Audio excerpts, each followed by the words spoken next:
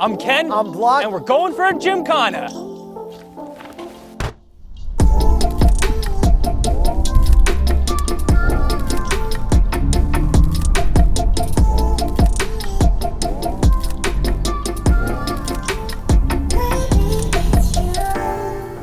'22 Audi RS e-tron GT. With launch control.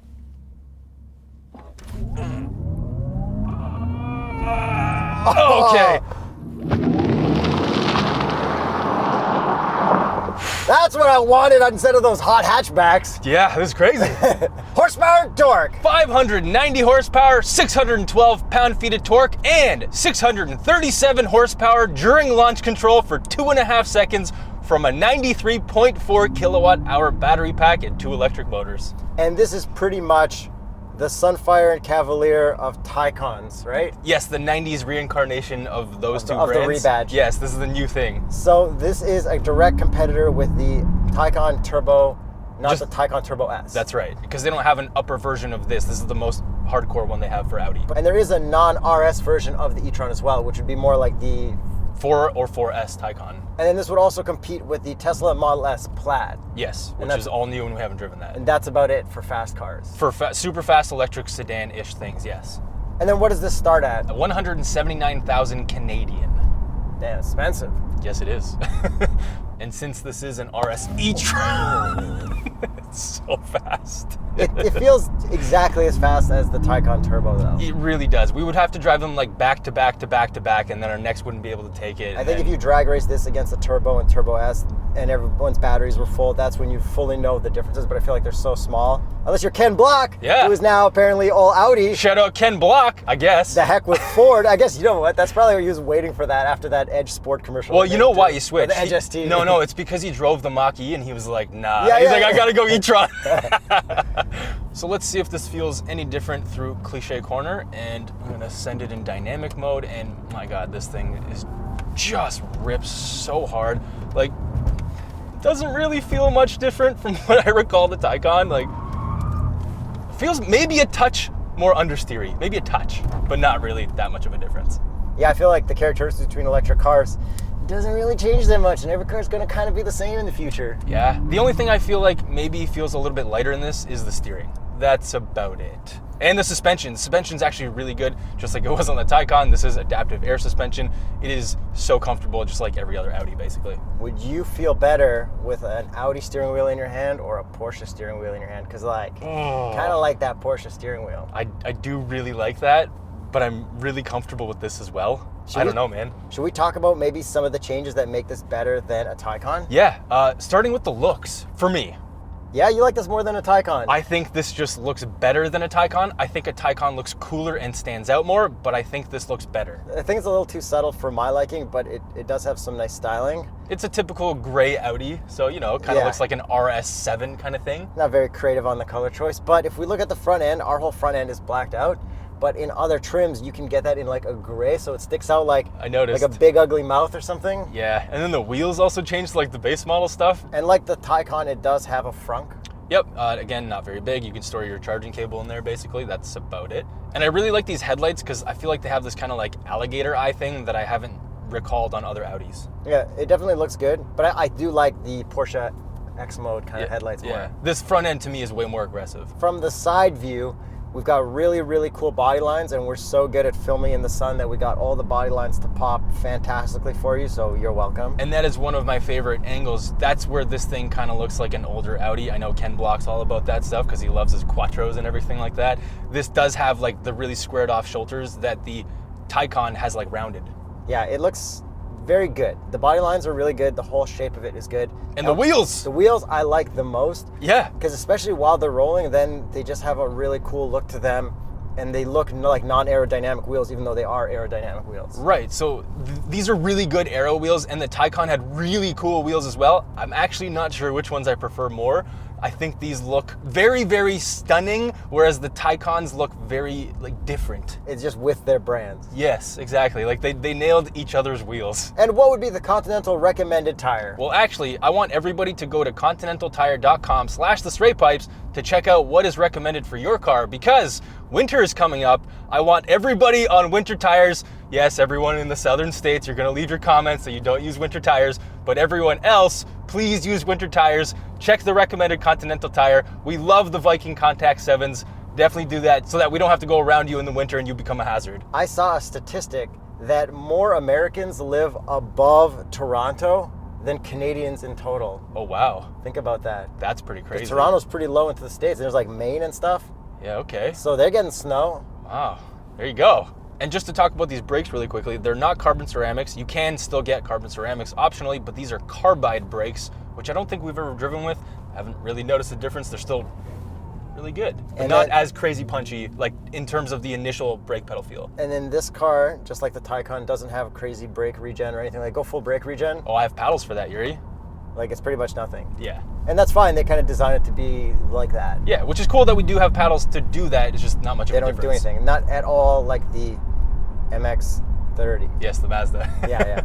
Okay, back end. It's got a very, very wide-looking, thick back end. I love the looks. Yeah, it looks really good. We got fat tires out back too. The stance is perfect. We've got a cool little diffuser back there, some carbon fiber, no fake exhaust, obviously, but like you never know, someone might try to sneak that kind of stuff. Actually, I guess Audi is like the king of fake exhaust. So yeah, and the taillights look really cool. Sorry, I'm just gonna push this through cliche corner just because I actually love driving this car because it's nice to have this silent kind of weapon that like nobody really knows what's happening and what I'm doing. Yeah, and then we did drive the Taycans on the track. We unfortunately have never been able to drive an Audi on any tracks at all.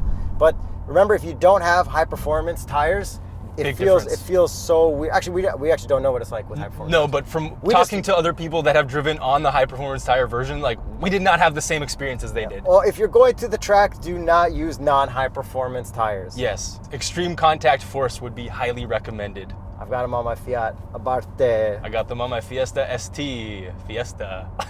But then those taillights, they are sequential. The thing goes all the way across, and it may look like a hatchback, but it's actually not. It's a normal trunk, but the seats can fold down so you can use it for storing a lot of stuff. And I definitely wish it was a hatch or a Sportback, because I think it just would have added some extra storage space and look cooler. It's exactly the Taycan. They can't change it up. It's not like the Sunfire was a hatchback and the Cavalier was a trunk. Right. They are what they are. Yeah. Or they were what they were. You're right. And then to end it off, we've got carbon fiber roof. Yes, only on the RS because this is an RS. And Yuri, let's get you into the driver's seat so you can do this. Efficiency, just flooring it, not launch control.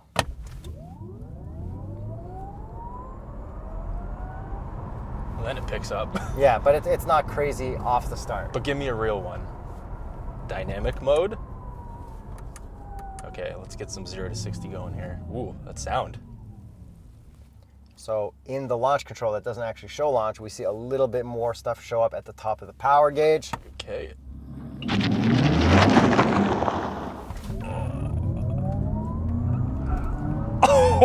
And you can like really feel that second motor kick in. Not second motor, second gear because this has a 2-speed transmission. Yeah, nice little clunk. Yeah, so that's different than every other electric car so far except the Taycan, which is exactly the same. And 0 to 60 is a little bit slower than the Taycan, but not much. You can't really feel it. 0 to 60 is around 3 seconds. Okay, let me do that one more time.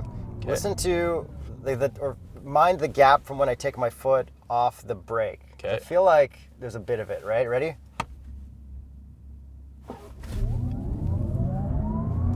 There's a solid beat. Yes, there is. So if you were to drag race this at the strip, I feel like you would need to really plan your foot before the light gets to green. Like you'd have to go to the first orange. Like extra plan ahead. Yes. So there'd be a lot of jumping. Yes. Anyways, it's crazy fast. It is. But we're spoiled, so our faces aren't, oh my God, it's the craziest launch ever. It's just like you can't breathe almost. But we don't put on an act and we're used to this speed. So like a normal person doing that for the first time would absolutely lose their mind.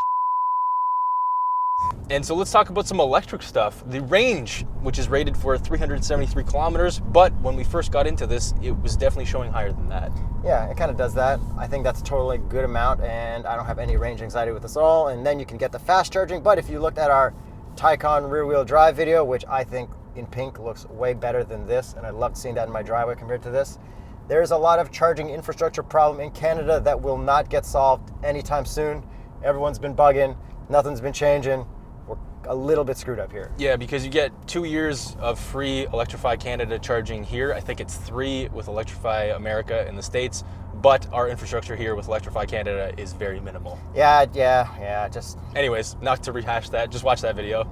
But this car has an 800 volt architecture, so if you do find a charger that is capable of charging at that rate, you can charge in about 22.5 minutes to 80% if you have everything optimized. And there's no one next to you. No, exactly. Yeah. You haven't really floored it since I've been a passenger. Would you mind doing the honors, please? Sounds pretty decent in here. Kind of similar to the Taycan. Let me put it in efficient and see if it gets rid of some of that sound. Oh, it definitely does. Oh yeah, the boominess is gone. Yeah, I think did a good job. Nothing offensive. Definitely spaceshipy, but not offensive, like you said. Okay, you brought up that this kind of looks like a Darth Vader car. It does. And that, like, I think that they should make the sound when you reverse 100% on loop. Yeah, 100%. Because it kind of sounds like that when you put it in reverse. It has that tone.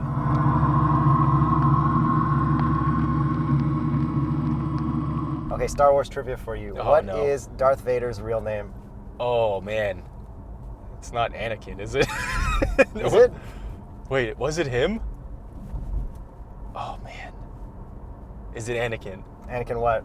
Skywalker? Yeah! Yes. Spoiler alert. Woo! That took way too long. I got to turn on my cooled seats. I was sweating You're there. not allowed to use the word Darth Vader again. We're taking so long to answer Look, that. I just know Darth Vader. I don't need to know who's under the helmet. Who taught him to be a Jedi? Luke Skywalker? Yoda? Is it Yoda? I swear to God. Yoda didn't want him to be a Jedi because he was too old. Qui-Gon wanted to teach him, but Qui-Gon died from Darth Maul, so Obi-Wan had to do that promise to teach him. Do you know who slashed away Anakin Skywalker's arms and legs? Luke Skywalker. Obi-Wan! Do you know who Luke Skywalker is? The guy that does stuff with Chewbacca. That's Han Solo. Oh man. Luke Skywalker is Darth Vader's son. Yes. Okay. Do you know who Luke Skywalker's sister is? Leia, Princess Leia. Yes. Yeah, okay. Do you know who Princess Leia's dad is? Han Solo? Anakin Skywalker! Darth Vader! Dude, I don't know. Do you actually not know this stuff? I don't remember anything. I have the worst I memory swear to God. ever. And then moving on to the inside, the interior is pretty plain Audi. Like, it, not too bright, not too colorful or anything.